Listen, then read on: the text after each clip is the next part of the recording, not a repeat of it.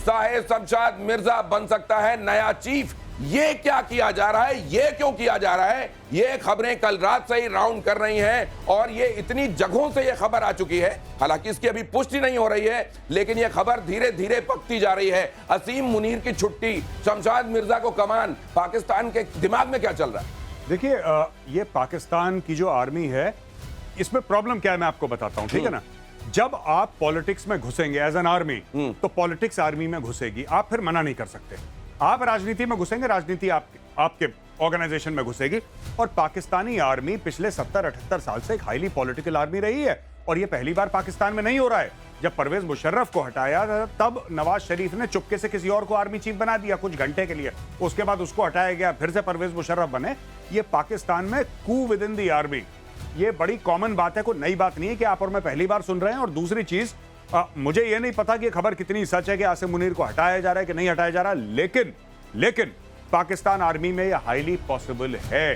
Pakistan army में ये मुमकिन है। पीके श्रीवास्तव का नजरिया भी लीजिए इसमें, बहुत इंपॉर्टेंट। मुनीर साहब, जनरल मुनीर, मौलाना मुनीर आज अपने फौजों को निर्देश दे रहे थे, उनको मोटिवेट कर रहे थे। आप जानते हो क्या कह रहे थे? हाँ, वो कि ऊपर वाले का नाम ले, दीन के लिए, दीन के लिए। फौजें देश के लिए लड़ती हैं, झंडे के लिए लड़ती हैं। ये कैसा जनरल है?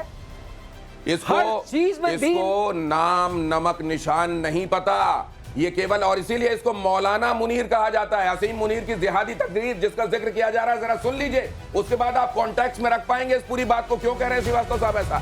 ये जिहादी तकरीर सुनिए, अपने सिपाहियों को उकसा रहा है क्योंकि उन्होंने लड़ने से मना कर दिया। कह रहा हम क्यों लड़ने जाएं, क्यों मार रहे हैं, हमको थोड़े दिन जी लेने दो, पता नहीं हूरें मिलती हैं कि नहीं मिलती हैं ऊपर। बहरहाल उनको ये भी बताया जा रहा है कि ऊपर हमने रिटायर्ड हूरों को भी सर्विस में वापस बुला लिया, चिंता मत करो। फिर भी वो मान नहीं रहे। मुनीर अल्लाह का नाम लेकर उकसा रहा है पाकिस्तानी फौज को, बताया खुदा का सिपाही। आप चूंकि अल्लाह के कानून पे चल रहे हो, आप अल्लाह के सिपाही हो,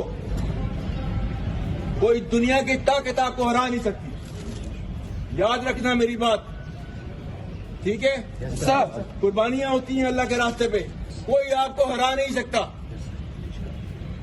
तो ये इस ईमान के जज्बे के साथ जो है मैदान में उतरा करो।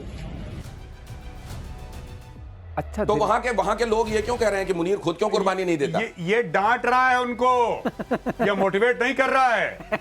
आपने उसका लहजा नहीं देखा मुनीर का। तो ऐसे हाल में जब तुमने कटोरा पकड़ा रखा है, तुम मौज कर रहे हो, तुम डांटोगे और जनता सुन लेगी। कटोरे से याद आया, आपको पता है लड़ाई शुरू होते ही पाकिस्तान ने फिर IMF के पैर पकड़ लिए। पकड़े, लेकिन फिर कह दिया हमारा हैक हो गया है उधर।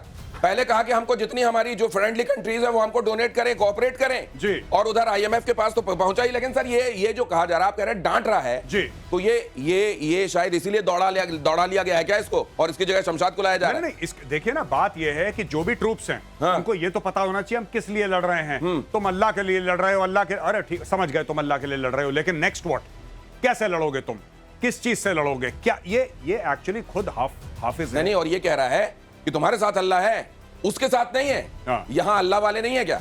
यहां क्राइस्ट वाले नहीं है क्या? यहां हनुमान जी वाले और राम जी वाले नहीं है क्या? और इधर का पड़ला भारी नहीं है क्या?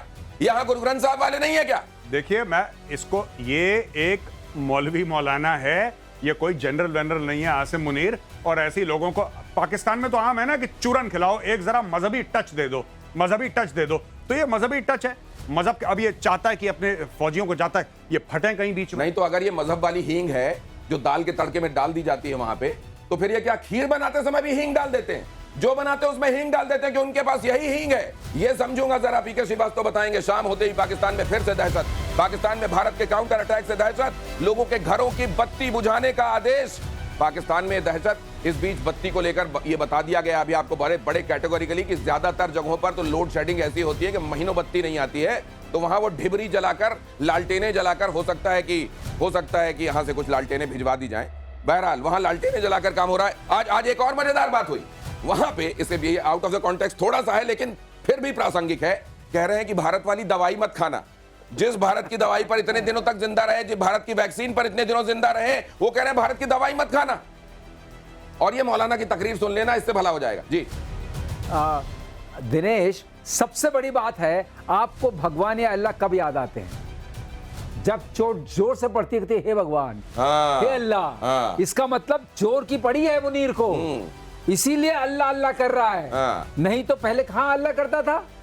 पहले तो कह रहा था कि हम अलग हैं, हम दोनों की अलग तदबीर लेकिन ये है। जो कहा जाता है sir, you can fool few people for some time, not all the people all the time. But you can fool all the Pakistanis all the time. ये 78 साल से तो बेवकूफ बन रहे हैं तो फिर पाकिस्तानी। बलोच क्या कर रहे हैं इस समय, पश्तून क्या कर रहे हैं इस समय? नहीं, सिंधों ने झिंझुना पकड़ना क्यों बंद कर दिया? इसलिए क्योंकि बलोच बहुत पहले जागे हुए थे।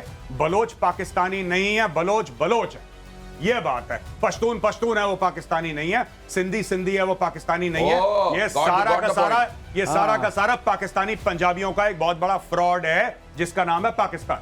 ओ, ये बात अब आप समझ लीजिए इसको क्लियर कट। और ये बहुत बड़ा इशारा भी है कि कहां पर चूरन चाटने से लोग मना कर रहे हैं, मजहबी चूरन, और जहां पर चाटा जा रहा है वो इलाका कौन सा है, और इस समय कौन सा इलाका ज्यादा थर्रा रहा है भारत की मार से, वो भी आप देख रहे हैं। पाकिस्तान में बात शहबाज की औकात तक आ गई है। संसद में शहबाज की औकात पर चर्चा हो रही है। पीएम शहबाज की तुलना गीदड़ से हो रही है। आप ठीक सुन रहे हैं, गीदड़ से।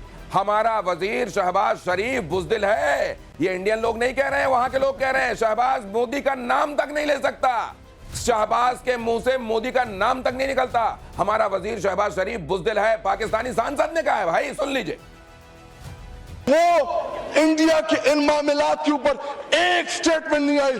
जनाब डिप्टी स्पीकर साहब, मुझे टीपू सुल्तान के वो एक कॉल याद आ रहा है कि अगर एक लश्कर जिसका सरदार शेर हो और उसके साथ लश्कर में गीदड़ हो तो वो शेरों की तरह लड़ते हैं।